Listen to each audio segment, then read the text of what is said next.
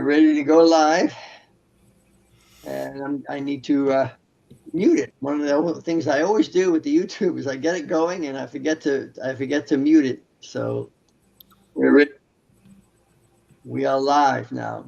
All right, on YouTube, and the YouTube account is at the Jesus Gospel at YouTube, and I appreciate everybody's attendance, and just tell everybody else about this. So we're going to talk about true love tonight. True love. Anybody ever see the movie The Princess Bride? Yes, everybody see that? Where he's partially dead, not all the way dead, and he says, "What's keeping you alive?" And what's keeping him alive is true love. So we're going to talk about true love, and basically what it is here. What got me going on this is this new TV series just came out on Netflix. Now I think it used to be on AMC prior. Can you see that whole thing there? Yes. Okay. And Soulmates. yes. So I'm going to talk about that because I think it was very interesting. And this is true love and true feelings. Let's talk about true love and true feelings. What do you see on the screen right now? You see that picture? There's a man and a woman Right. kind of glazed into each other. So this is a series of six series of what TV show. So there's 6 episodes, so to speak.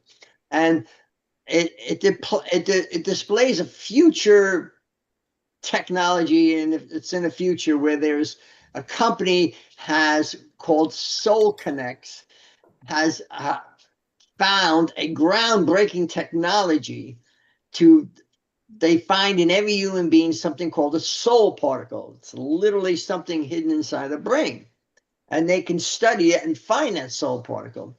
But that soul particle identifies one single human being on the face of the planet that to be your true soulmate, true love. You'll have your true soulmate. It is deep in the brain of every human, and they found this particle that connects and interconnects you all with one another, and it's only one person on the face of the earth.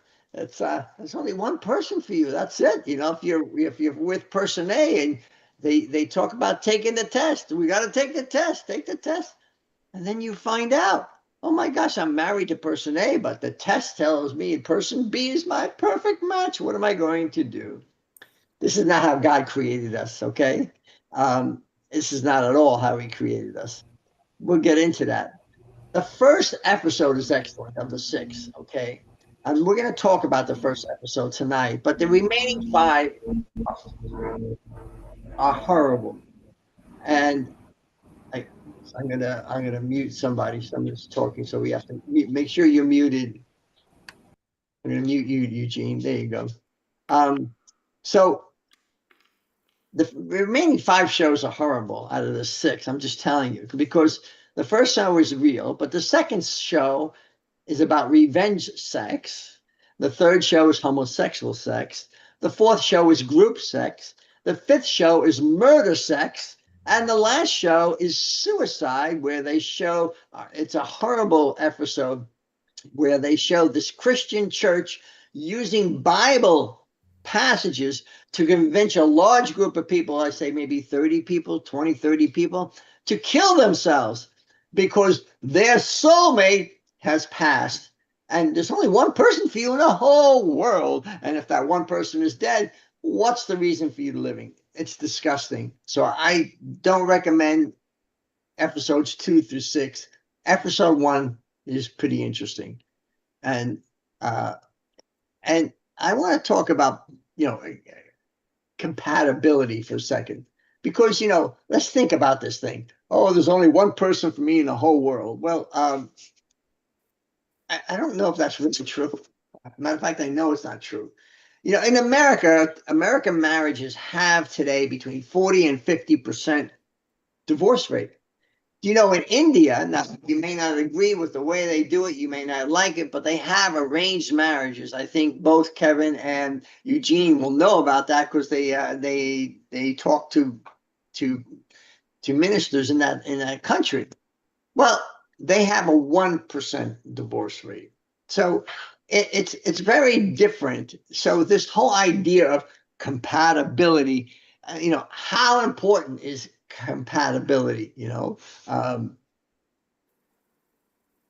I don't know. I don't think it's that important. So I'm going to go through the episode. So the company Connex, they match millions and millions of people with this soul particle text, and this is the logical conclusion of all dating apps. You don't need a dating app anymore. You need Connect, right? Connect. And by the way, it's very expensive. And if you believe science is better than the Bible, which it isn't, but that's the whole premise. So the couple, they've been married for years with children and a stable life. But lots of their friends are taking the test. Have you taken a test? Testing a test. And they're getting matched with their soulmate via their soul particle. And what's happening is the couple's looking around, and it just seems that everybody they see is happier. Everybody's hugging, everybody's kissing. They must have taken a test. Everybody's taking a test. Then her brother takes the test, and also a friend of her husband. And oh my gosh, it's fantastic. They're getting married. They're happier than ever. They are in total bliss. And many, many people get jealous. They're looking at them. Why don't I have that? It's like walking on air. Now, they don't reveal this early on, but later on, cracks begin to appear in that marriage, in that quote unquote perfect marriage.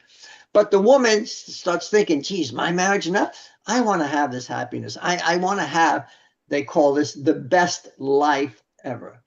Everybody wants to have the best life ever. Hey, you want to have the best life ever? Just follow the Bible, because your best life is one decision away. It's never too late to have a happy childhood, and it's never too late to have your best life, because it's one decision away. Because the best life is the life that gives you eternal life. Regardless of the events that happen here, this small section of life here is nothing compared to the eternity we'll be spending with God and Jesus Christ. So our best life is this life that we choose Jesus. But oh my God, he's pooping on the rug. Hold on. Thank you.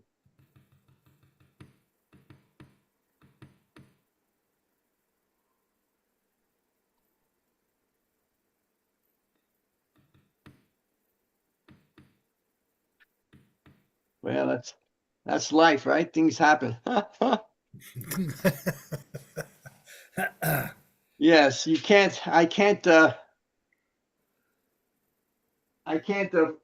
stop. Oh boy.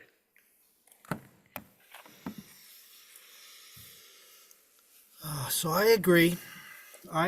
Okay. But I think compatibility is a little bit important. We'll get to that. Yes, we're talking about that. Thank you, Bruce. Sorry for the interruption. No. But it's his life. I have 2 dogs with me, and my daughter's out. So the woman decides, Nikki, she says, I'm not going to take the test, but it's too late. Her husband decides to take it, and he finds his match. So he says, I'm going to leave you because this is my true soulmate, the only one in the world. And the 2 get divorced. And she finds her soulmate, and now they're married to other people. And the lesson at the end of the show is basically she's picking up the kids from him. They're doing the legal exchange, and the bottom line is, gee, I miss us together. So the bottom line is, there's no such thing as the soul particle. There's no such thing as that compatibility issue. Yes, we need to be compatible, Bruce. You're absolutely right. But guess what? We can choose to be compatible. Mm-hmm. Now, I want to talk about what is love, not too much about what is compatibility. And I think this is interesting, and I want to share it with you, because we know that 2 things equal to a third thing are equal to each other. 2 plus 2 equals 4. 1 plus 3 equals 4. So by definition, 2 plus 2 equals 1 plus 3. Right? It's really simple. So let's take a look at some of these things that equal each other. I want to show you some Bible verses here. And we're going to go to, you see that right there? Yes. So what is God? God is spirit. So his worshipers must worship him in spirit and in truth. So we know that God is spirit. Okay, that's pretty good. Okay. And can you see this, First John? Yes, it's small, but yes, we can read it. First John, chapter 4, verse 8. Is that better? Oh, much better. Yes, sir. So whoever does not love does not know God, because God is love. So, right, God is spirit, right? We did that, and now God is love. So we know those two things equal each other, right? And then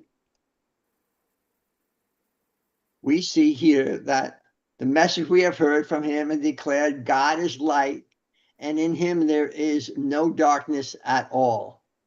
So, very interesting. We have three things that are God: spirit, love, and light. Now, you want to have some fun. Take a song, any song that has the word love in it, and replace it with one of these three words, either spirit or light, um, or God. So, like for instance, I did some research here. Are the top three songs in 2025 that have the word love in the title. The first one is Justin Bieber. The second one is TXT, and the third one is ASAK. But anyway, here's the words that Justin writes. He says, "I want to write you a love song." So we could replace it. I want to write you a God song, because love is God. God is love. I want to write you a light song. Isn't that nice? A light. I want to write you a spirit song. So just for fun this week, everybody, anytime you hear the word love, replace it with God, light, or spirit. It'll just be interesting. TXX, he had a song. What is your love language? What is your love language? So we could say, what is your God language? What is your light language? What is your spirit language? Isn't that interesting? It makes things interesting, because as we said before, two things equal the same thing or equal to each other. So I just want to share with you that love does not need to be complicated. We don't need the soul particle. We don't need complicated tests to see if we're compatible. Compatibility is a decision you make every day, one for each other. And Forbes reports that the lack of compatibility is the top reason that people list for getting divorced. 59% of people who got divorced said, "Well, I'm just not compatible," and that's basically, I'm making a decision not to be compatible. There's a funny saying we've all heard: "Happy wife, happy life." There's nothing wrong with that saying, as we know. But people really think about this compatibility is the only thing that's going to make them together. Um, but by the same token, people grow apart all the time. Well, we were compatible then, we're not compatible now. Is that what you want to base your lifelong relationship on? Because compatibility is basically a feeling, because if you can't, everybody needs to grow. And they say, "Oh, we've grown apart." Well, you've decided to grow apart. Love is a day-to-day decision you make. It's a decision with every little thing that goes on. The standard for being together can't be anything inside of me or inside of your partner. There needs to be an external standard, okay, so that you both externally agree. And he's pooping again. I love it. On my right. Oh, God.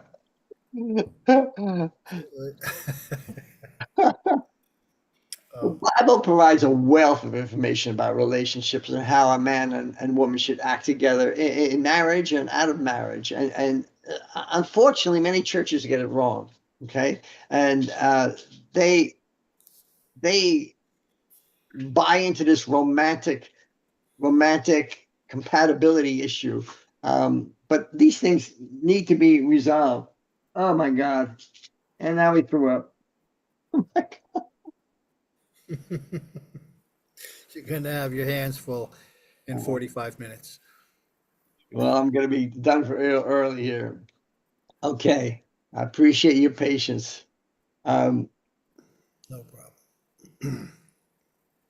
Many couples go into marriage counseling with the desire of changing the other person, but in reality, the point of marriage counseling is really to change yourself.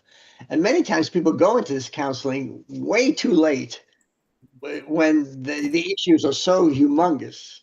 And it can be so complex that people can't see a way out. But I want to explain, love is not a thermometer. It's not where you're at. Oh, I'm at a difficult position. Love is a barometer. And if you understand the difference between a barometer and a thermometer, a barometer is, it doesn't matter what the reading is, it matters the direction of the reading. Okay? So people say, oh, I'm here, I'm that. But let's be honest. You could be in the absolute worst relationship in your marriage you think's possible, and then all of a sudden something could happen and you could change it. And it's just a matter of the change that gets your feeling better. I'll give you another example. The poorest person in the world could be ecstatic for a free meal, and the richest billionaire who has everything could be miserable. So life and love is not about where you're at, it's where you're going. Where are we all going? Well, hopefully we're all going to heaven, right? We're all going to be with Jesus and on earth here. That's the new heaven and earth. But it's where the couple is going. And every day we should be going in a positive direction. So we can care for each other. So compatibility, as we know, means many things to many different people. But the basic elements of them is basically what are your values, your ideas, your habits, your preferences, your interpersonality, your communication skills. I want to read you an interesting verse. It's Matthew 11, 29, 30. I'm going to show it to you now.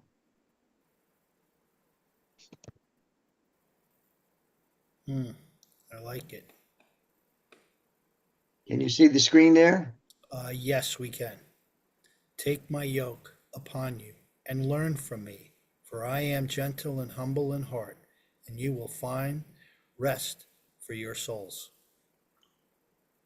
This is a wonderful thing. And Pauline, I want you to think about this. Okay. Would it be a wonderful thing if we replace the wording of Jesus to the wording of your mate? So let's say you're talking to your mate and you say, take my yoke, my bond upon you, my love. Learn from me, for I am gentle and I am humble in heart, and you will find rest in your soul with me. For my yoke is easy and my burden is light. And I encourage every couple to read this to each other, because what you're learning is basically, it's a perfect picture of marriage. Number one, there's 7 things that is listed here. Number one, you can learn from each other, but it's a two-way message, right? You be gentle with one another. You're humble with one another. You find rest in one another. Your bond is easy. The yoke is easy. We're going to be talking about yokes in a second. The burden is light. I'm not putting a burden on my partner, and my partner's not putting a burden on me. I'm not going to impose heavy inconveniences to one another. And this is the picture of marriage. I encourage all people to look and learn, but this is the picture of love. So I want to talk briefly about being, let's see here.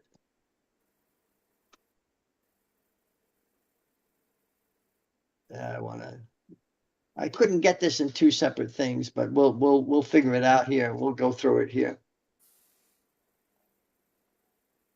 I want to talk about yokes, okay? Can you see the picture of the oxen there? Yes. Okay, now we see pictures of the oxen, right? Let's go up here to this one and view high sidebar. The way oxen were trained, they would make a burrow. I forget the name of it. They, because they would have to make a straight line and they would put seeds within it, the line. I think it's called a burrow. Anybody know what the name is? They just make they have the plow and it goes straight through the ground. Anyway, they make a curve. They make a curve and they do it. The way they would train a ox is that they would put the ox on. They would put their burden on with an experienced ox, an older one with a younger one. So they would be yoked together. So can you picture if you put two young, untrained oxen together? They'd be, hey, look over there, and they would go and they would make the plow go the wrong direction, and then they'd have to get them back, and they'd have to do the whole thing over, the whole area over. No, so they would have an older, trained oxen, and then a younger one that he would be training. So when the younger one goes, oh, I want to go over there, the old one goes, you ain't going nowhere. We're doing our job. We're staying steady. He goes, oh, I want to do this. No, this. And the older one helps the younger one to be more productive. This is the picture of Jesus and you. Okay. I mean, we are yoked with him, but it's a light yoke. It's an easy yoke. So what it is he helps us, but the yoke is not he's restraining us. The only difference is we restrain ourselves because of the love of him. So we go straight. So that's the picture of oxen and yoke. But the picture of marriage is interesting. You have the wife, the husband, and Jesus, right? The three of you together. And I want to talk about I think it is the most argued verse in the whole Bible. It is the most argued and misunderstood verse in the whole Bible. And we're going to talk about that now because it's important to understand what this yoking means. And can you see that, 1 Corinthians? Do you see that, Bruce? Yes. So I want you to realize that the head of every man is Christ, and the head of every woman is man, and the head of Christ is God. Okay, so you see four people there, right? So it's very important to understand this, that I want to show you a picture that some people think when they think of this verse, this is what they think of. I'm going to show you this picture here. This is what they think of. I'm the man. I'm the boss. Okay, you do what I say. The Bible says, as Christ is my head, I'm the head of you. And you know what? That's completely wrong. There's nothing humble about that. Exactly right, Bruce. Thank you. You know what it is? Does Jesus ever say to you, hey, get me a beer? Does Jesus ever say, hey, take out the garbage, make my dinner, rub my feet? What does Jesus, my relationship with Jesus, is he asking me to do anything for him? What does he say? He says, give me your feet and let me wash them. Exactly. Thank you, Bruce. Yes.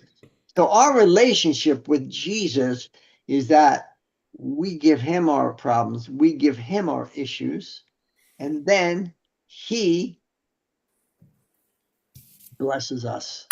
That's the relationship with a husband and wife. Not that the husband's telling her what to do. I'm the head of the house, so you better have dinner on the table when I walk in that door. No, it's just like, how can I bless you is the husband's role in that situation. And it doesn't mean that the woman can't bless the husband. It doesn't mean that the man can't go to the woman for help or issues. It doesn't mean that at all. It just means that, like the picture I showed you, Jesus is going to keep the marriage together.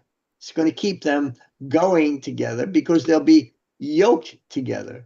And it won't be based upon I'm compatible, I'm not compatible. It's based upon a decision you make to love that person, a decision you make to be intimate with that person. And I mean, I mean conversational issue that you know everything that's going on, that you don't stay away from the person.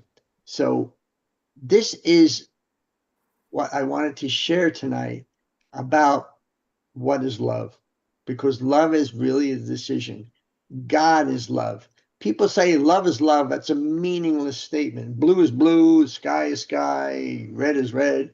It's a meaningless statement. But God is love is a meaningful statement. And what does Jesus say? I am the way, the truth, and the life.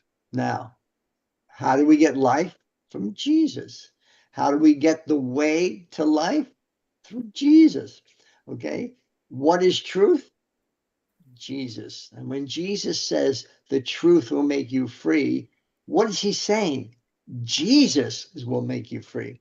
It's not that, honey, you've been lying to me and the truth will make you free. So just tell me the truth of what's going on in your brain and we'll solve this problem.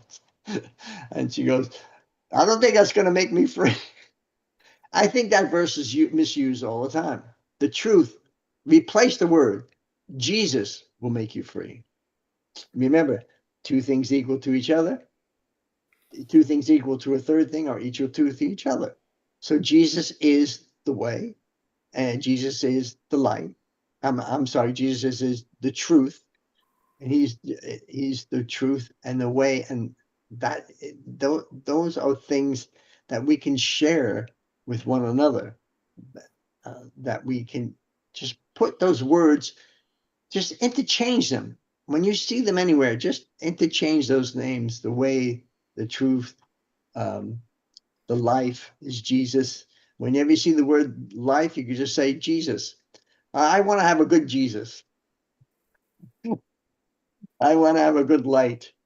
I want to, it's just, it'll be fun just to do that. And I strongly suggest that one particular verse, if you do have somebody special, that you take that Matthew 11:29. I'll share it one more time. And I want to close on this. Say to your significant other or to the one that you want to be. For instance, I don't have anybody, I'm single. If you happen to be single, say this to your prospective wife, saying, take my yoke upon you, my dear. Learn from me. I am gentle. I am humble in my heart. You will find rest for me. You will find rest in your soul. Because my yoke, my burden is very easy. My burden is light. In other words, being with me is easy and being with me is light. Before you close down, go to Romans 13, chapter 13, verse 8. Okay. Hold on a second. Tell me which one it is again. Romans. Chapter 13 in Romans, verse 8. Hold on a second. Can you see that? Not No, yet. I'm not there. Hold on. There it is. You see that? Go ahead. No, that's not the one I wanted. Hold You said on. Matthew 13:8, didn't you? Oh, no. Romans. Oh. Romans 13, chapter. Oh, I see. I typed it wrong. There you go. Let no debt remain outstanding, except the continuing debt to love one another. For whoever loves others has fulfilled the law. Jesus did not come to abolish the law. He came to fulfill it with love. Thank you, Bruce. He absolutely did. And something else that I'd like to continue to add with what you had mentioned. You mentioned a barometer. And a barometer, more than direction, a compass will give us direction, but a barometer measures atmospheric pressure. And pressure in marriage is probably the single most important thing, because pressure reveals what happens in a marriage. When the pressure is on, do you have the capability to stay? When your wife was sick, you didn't leave her while she was sick. The pressure was on. The pressure is still on with your family members. So the barometer of marriage is pressure and what we do. And if we're doing it on our own, it can be very difficult and we can find ourselves without a rudder in the sea. But with Jesus, his trials are never more than we can handle. So to sum today up, thank you, Bruce. Very true. True love. Jesus puts the yoke on us, and we follow Jesus with our relationships, and that is true love. Thank you.